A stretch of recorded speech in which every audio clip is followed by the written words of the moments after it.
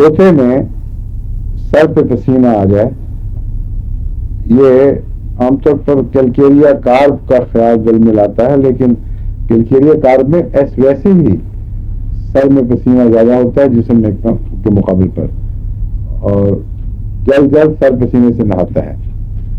پاؤں اگر پسینے میں بار بار ڈوبیں تو پھر کون سی دوا ہے؟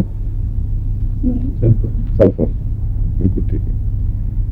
سلفر کا یہ کیلکیریا کارب اس کا کرونک ہے، اور اس پہلو سے بھی سوچنے کی بات ہے، سلفر کا مریض ابھی اپنے اندر اتنی طاقت رکھتا ہے کہ بیماری کو کناروں پر دھکیلتا ہے، اس کے ہاتھ جل رہے ہیں، پاؤں جل رہے ہیں اندر سے، اور پسینہ بھی وہیں پھوٹتا ہے۔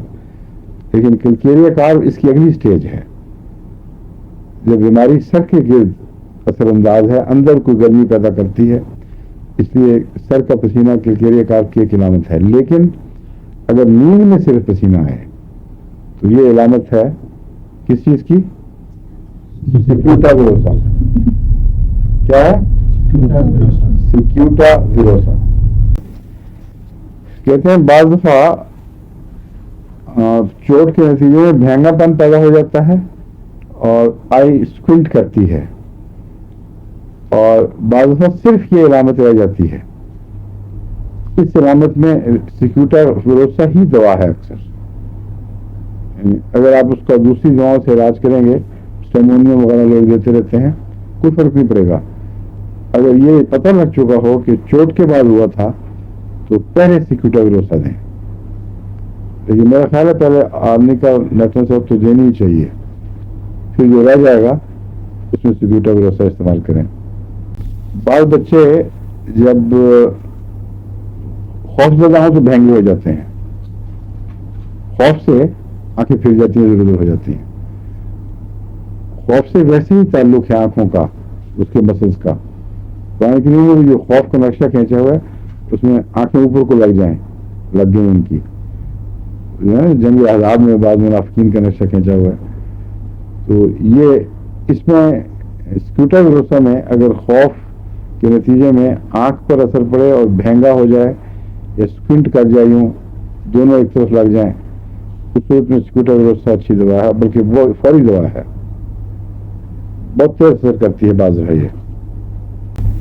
اس میں عموماً تو اسکن کی علامتیں نہیں ملتی، مگر جو بھی ملتی ہیں ان کا اعصاب سے ضرور تعلق ہے، اور مثلاً باربرز ایچ ہے جو، اس کا اعصاب سے تعلق ہے، کیونکہ جب اس طرح پھرتا ہے یا مشین چلتی ہے کنارے کنارے تو اعصاب کو بالکل پاگل کر دیتی ہے۔ بعض دفعہ جن کے اعصاب مضبوط ہیں ان کو نہیں پتہ لگتا، ان کو صرف ٹنگلنگ سی لگتی ہے۔ جن کے اعصاب پہلے ہی تناؤ میں ہوں ان کو ایچنگ شروع ہو جاتی ہے، اور عموماً بالوں کے نچلے حصے میں اور کناروں پر یہ نمایاں ہوتی ہے ایچنگ، اور وہ سرخی بھی آ جاتی ہے، بعض دفعہ ایکسوٹ بھی کرتا ہے، اس کو باربرز ایچ کہتے ہیں۔ لیکن سیکیوٹا ویروسا میں بھی باربرز ایچ موجود ہے، یہاں ہونٹوں مونچھوں کے کناروں پر یا داڑھی کے کناروں پر یا سر کے بالوں کے کنارے پر، ہر جگہ بالوں کے کنارے سے اس کا تعلق ہے، کہ وہاں اعصاب بہت سینسٹیو ہوتے ہیں۔ اور دوسرے ایپیتھیلیوما لپس کا، یہ بھی دراصل اعصابی ہے، اس لیے اعصابی تکلیفیں جب اسکن میں تبدیل ہوں تو اس میں بعض دفعہ بہت مشکل ہو جاتی ہے۔ مثلا لپس کا ایپیتھیلیوما جو ہے وہ عام طور پر بڑا مشکل ہے اسکیور کرنا، اور سیکیوٹا کی علامتیں اگر 2-3 واضح ہیں ان کو چیک کرنے میں موجود ہوں تو سیکیوٹا کام کرے گی۔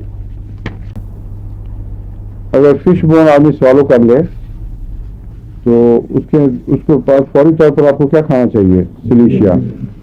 اور اگر اس کے باوجود اسی کے نتیجے میں اسپیزمس آ رہے اور بے چینی رہے تو سیکیوٹا، ٹھیک ہے؟ ابھی ویسے میں فہم کر رہا ہوں سیکیوٹا ہونا چاہیے۔